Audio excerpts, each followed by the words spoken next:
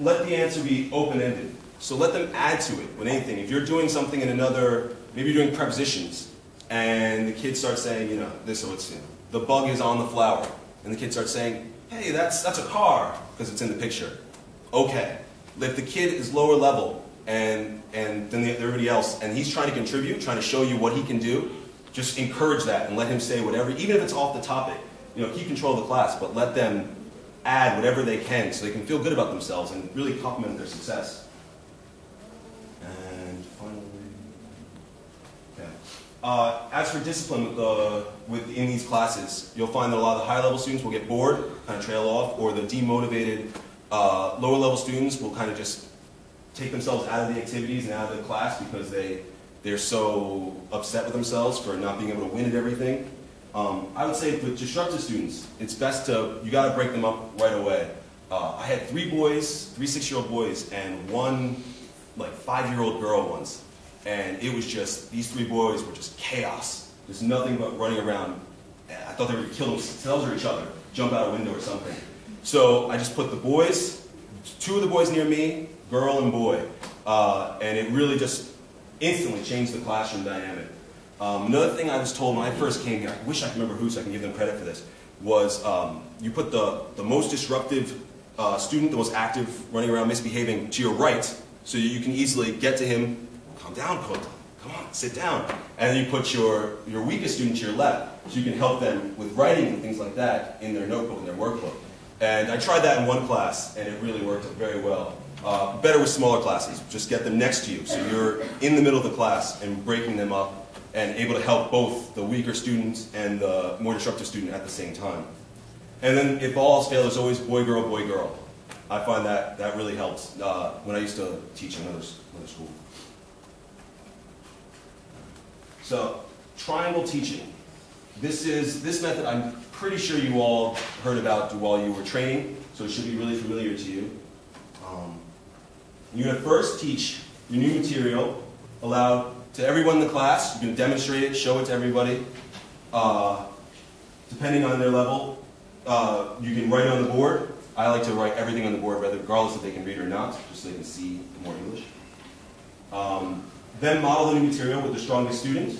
So, you know, this is a book, and you say to the student, what's this? This is a book. You get your strongest student to show it so you can, everyone can see how it works and hear it from one of the students.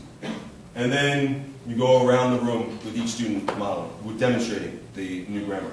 So, also, if you do the weakest student last, and if the weakest student, you go around once and they still don't have it, give them the exact same grammar pattern, the exact same word as you did with the previous student.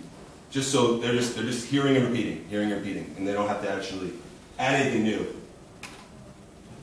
So, for example, after pre-teaching the vocabulary, so you've already established all these words and what they mean, maybe with a game of charades, maybe done an exercise, a game with them with maybe memory match, so they're familiar with the cards and all the words and what they mean.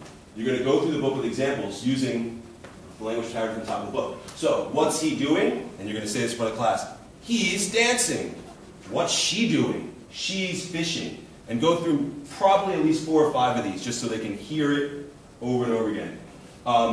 Then with the strongest student, you're going to go, hey, you're my strongest student. All right.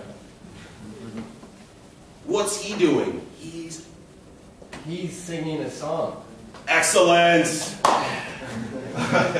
And then, after you got your strongest student established, and they know they're comfortable with it, and they can do it, you're going to go through everyone in the class, ending on your weakest student. So at that point, they've heard it over and over again, and they really have been given every possible opportunity to grab a hold of it before they even had to open their mouths and say a word. And they can be more confident in that because of that. Okay. So how does this actually help? I already said some of these, but yes, the weaker students now see the grammar and vocabulary in action at least 3 or 4 times before they have to do it. So they've heard you say it. They've heard you say it with a stronger student. They've heard you say it with everyone in class. So they've given every opportunity.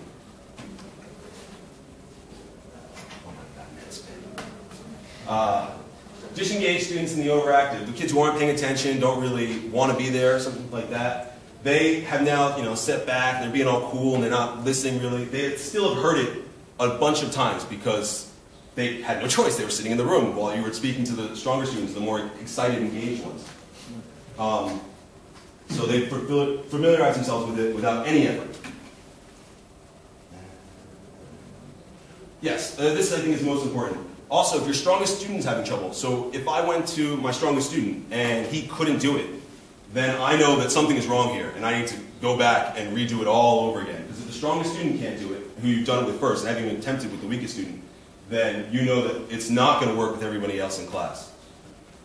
So, now it's your turn. I want you to break up into groups and plan a short lesson modeling a page in the book, just like this. Where the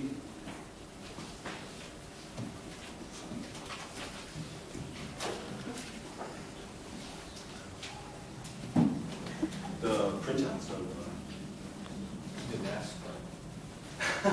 Okay, you're going to plan a lesson using this exact same slide.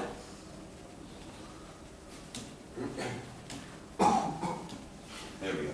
Okay, so you're going to plan a lesson using this present continuous grammar. So I want you to break up into groups of 3s and 4s maybe. So do I have to pick you or can you make your own groups? Okay. Yeah? Okay.